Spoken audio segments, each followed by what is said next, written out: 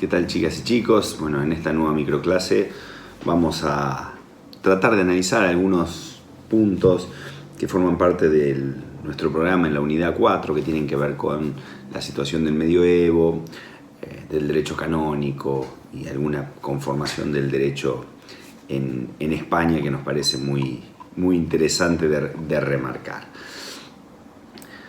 Ahora bien, tenemos que analizar esta etapa entendiendo que la Iglesia y la religión,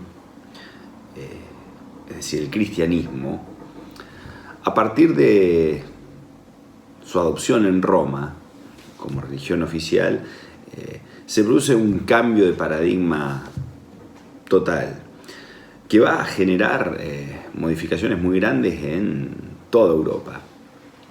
En primer lugar, porque la influencia que va a tener la Iglesia, y más en ese periodo, es una influencia no solo en términos de religiosidad, sino en términos de derecho normativo.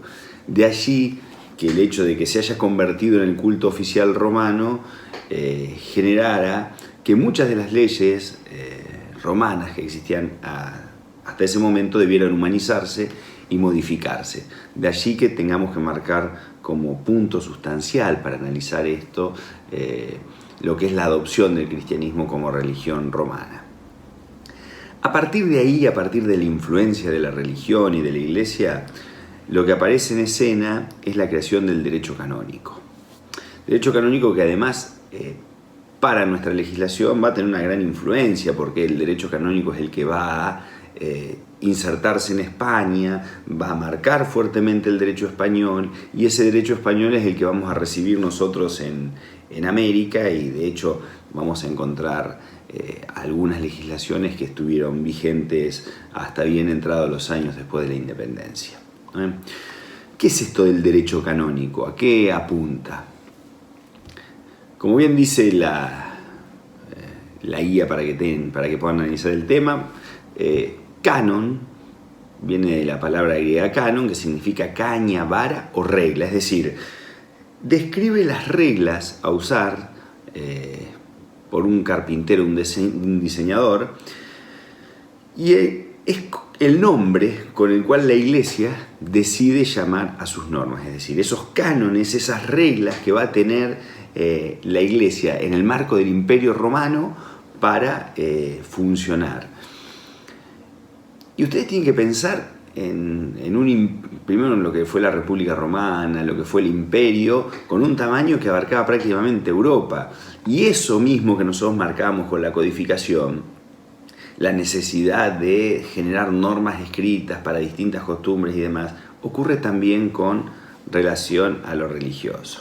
Es decir, el derecho canónico describe cuáles son las estructuras de la Iglesia, describe cuál es la disciplina que debe tener la Iglesia, cuáles son los requerimientos para que uno de sus miembros sea ordenado sacerdote, obispo y demás.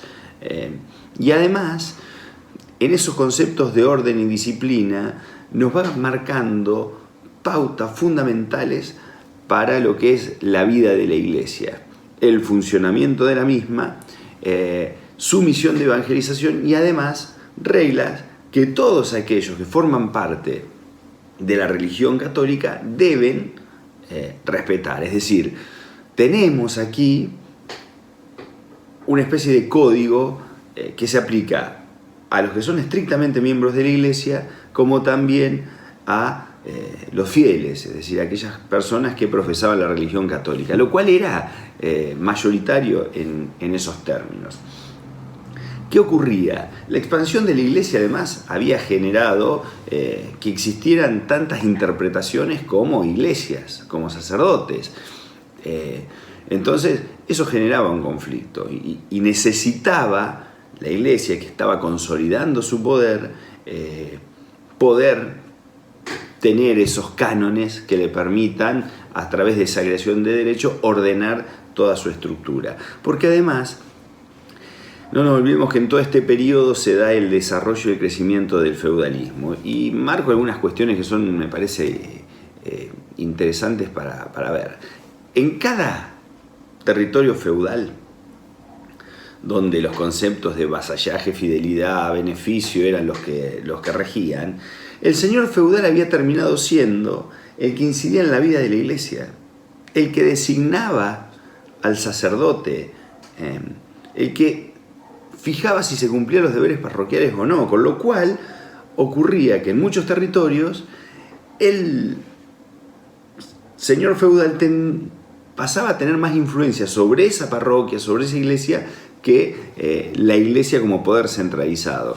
Esto generó necesariamente que a través de distintos papados se buscara ordenar esta situación, porque en definitiva lo que había estado pasando es casi una privatización de las funciones de la iglesia en cada uno de esos lugares de vasallaje. Así que el Papa Gregorio es el que en 1705 dice que ningún clérigo debía recibir la investidura de obispo o abad de la iglesia de las manos de un emperador o rey o algún laico, hombre o mujer.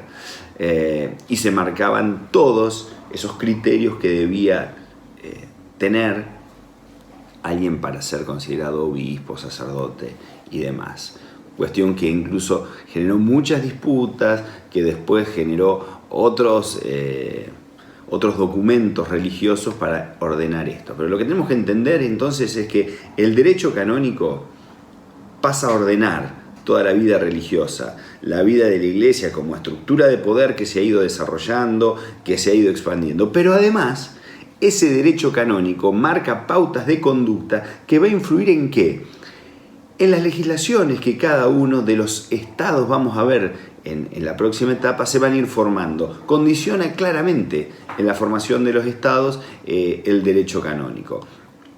Hay algo para marcar que me parece que es importante y que es bueno que lo sepan, porque configura un documento filosófico, religioso, pero donde se desprenden claros conceptos jurídicos, como es la Suma Teológica de Santo Tomás de Aquino. Y lo marco porque Santo Tomás claramente es un anticipado en muchos de los conceptos, no solo en términos religiosos, sino en términos jurídicos. Esta suma lo que buscaba era realizar eso que les venía contando antes, de poder compilar en un mismo documento todas las interpretaciones, las opiniones, unificar criterios con relación a todo lo que era el material normativo que se generaba en la iglesia, desde el papado, desde los distintos obispados, de los distintos territorios. De allí que busca Santo Tomás, en lo que él hablaba que era su obra incompleta, que le había llevado más de 9 años y que no la termina, realizar un recorrido por el campo del conocimiento cristiano y darle un sistema, codificarlo, por así decirlo, no en la estricta definición de codificación, pero que esté la posibilidad de seguir cada una de esas opiniones, de esas interpretaciones sobre determinados puntos en un marco ordenado y que permitieran que cualquier fiel tuviera la posibilidad de formarse en esos términos. Es decir, no era solamente para los religiosos, entendiendo religiosos, papa, obispos, sacerdotes y demás, sino para los fieles, para cualquier religioso que estuviera convencido de todas esas normas, de esas creencias, que tuviera la posibilidad, además de evangelizar a través de la fe católica, comprendida claramente desde la explicación que se le pretendía dar en la Suma Teológica, donde además hay una convivencia inclusive con cuestiones científicas que generaban eso, que una exposición amplia, completa de la fe católica, pero además que le daba razones, que la fundamentaba, donde se podía distinguir que era solamente producto de la fe, que era acompañado por un razonamiento científico, con lo cual se creaba en la fe cristiana sola y a través de un texto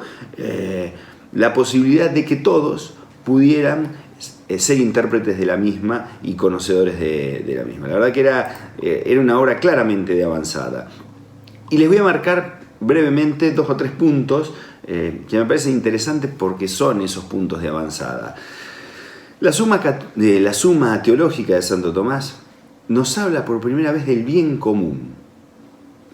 del bien común, pero entendiéndolo como una importancia que está por sobre el bien personal. Nos están haciendo un análisis de lo que son los derechos casi colectivos. Habla de los bienes trascendentes como bienes espirituales.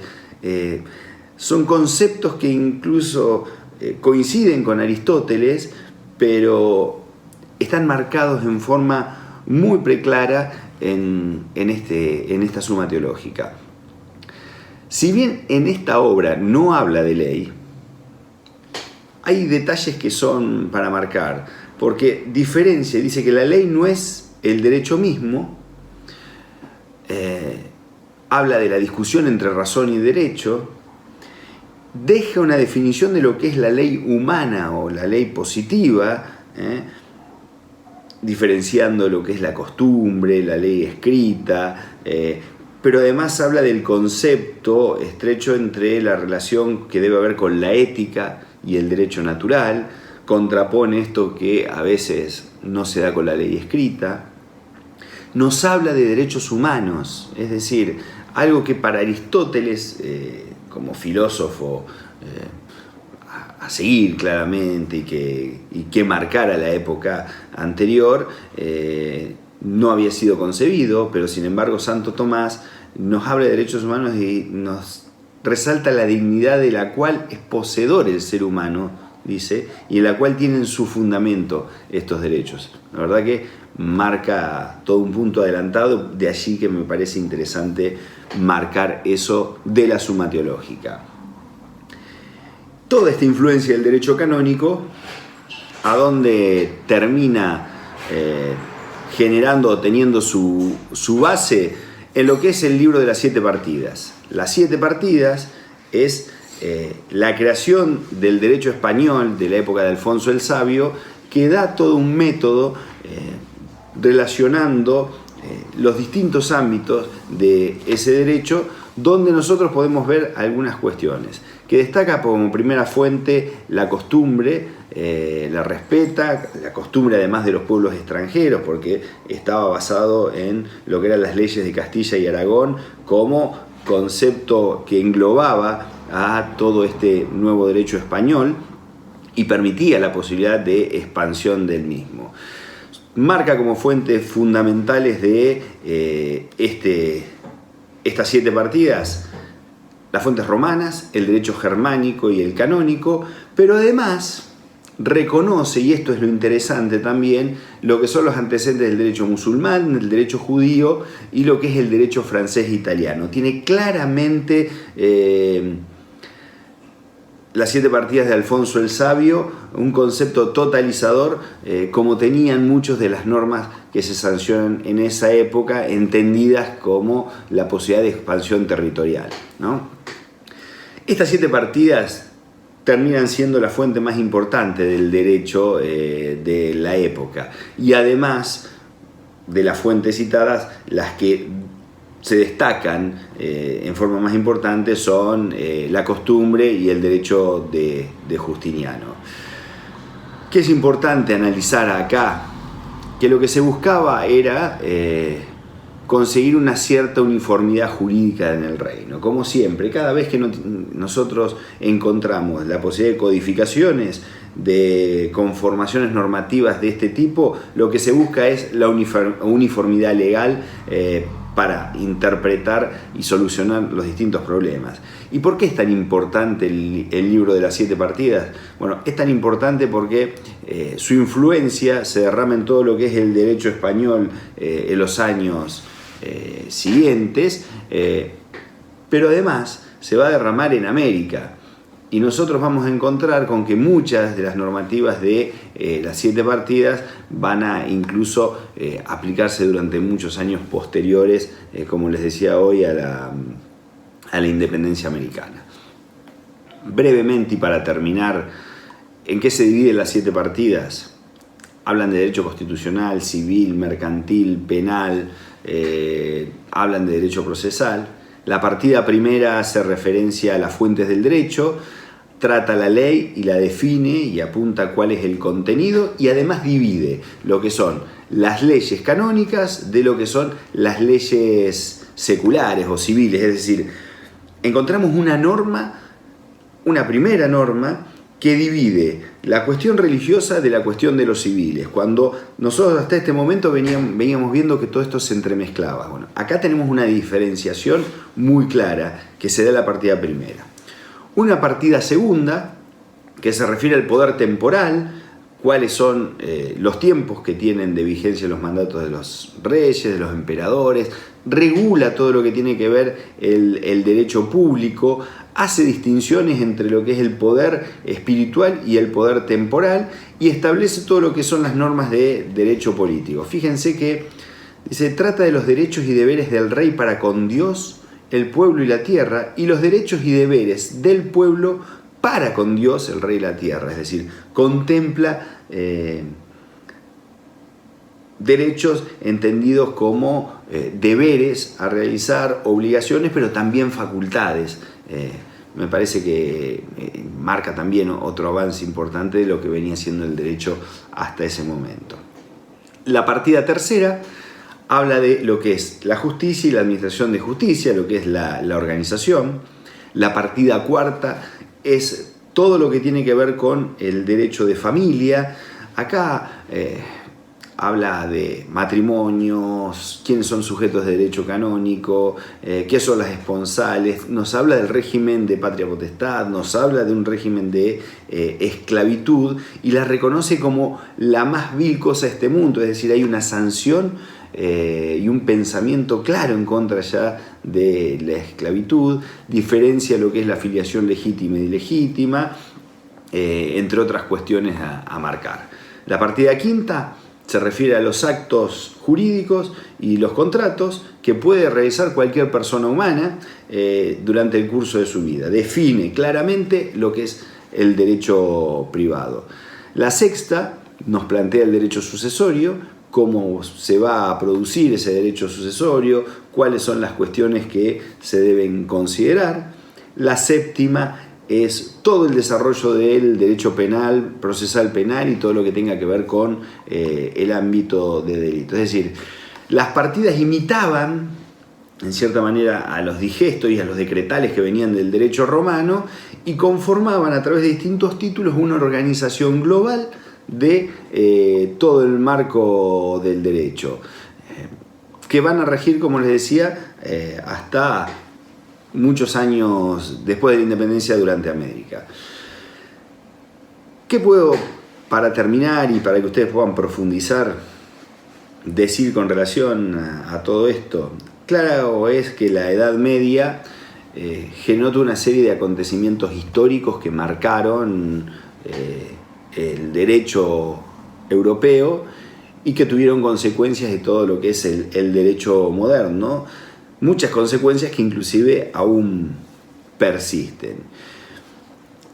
Vemos cómo se da la transición del derecho romano, cómo se modifica ese derecho romano a partir de la creación del derecho canónico con la Iglesia como religión de Estado en crecimiento, y cómo se da esa influencia del derecho canónico en las distintas legislaciones que se van dando.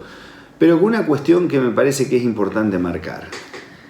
La relación con la Iglesia y el derecho canónico tienden a humanizar ese derecho que nosotros teníamos desde en un principio, por ejemplo, con Hammurabi. Alguien me podrá decir, pero una humanización muy cuestionable. Y ahí es donde vuelvo a decir algo que siempre les marcamos, contexto. Seguramente muchas de esas cuestiones de humanización que el derecho recibió a partir de la influencia de la Iglesia hoy nos siguen o nos pueden resultar aberrantes. Pero en el contexto histórico y en la época en la que se fueron desarrollando, significaron avances sustanciales. Por eso les quise marcar lo de la suma teológica con relación al bien común, a los derechos humanos de los que nos hablaba Santo Tomás de Aquino. Porque eso resultaba ser de avanzada para la época, incomprendido en muchos casos, pero que también permitió la humanización de muchas de estas normas del derecho que vamos a ver que de a poco, en la conformación de los estados nacionales, se va ampliando para después meternos, sí, definitivamente en lo que es la llegada del derecho a nuestra querida América.